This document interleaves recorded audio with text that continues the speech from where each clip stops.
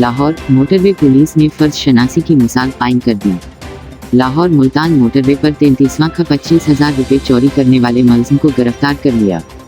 हमारे नुमाइंदा खसूसी पाकिस्तान गुलाम दस्तगीर की तफसीलात के मुताबिक मोटरवे पुलिस को हेल्पलाइन 130 पर अजमल नासिर नामी शहरी ने अपनी चोरी की इत्तला दी। शहरी ने बताया कि उसका मुलाजिम 25,000 चोरी करके बस में सवार होकर लाहौर की तरफ आ रहा है। चोरी से मुताल्लिक गलगश्त थाना मुल्तान में रिपोर्ट भी दर्ज करवाई है। मोटरवे पुलिस ने इत्तला मिलने पर शर्फ पोर्टाल प्लाजा पर मज़कूरा बस को रोक लिया। बस से मुलजिम को तलाश करके गिरफ्तार कर लिया। इत्तला देने वाला शहरी ने मौके पर पहुंचकर मुलजिम की शनाख्त भी कर ली।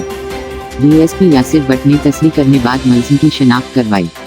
मोटरवे पुलिस ने चोरी शुदा रकम कानूनी तकाज़े पूरे करने के बाद माल को वापस करवा दी।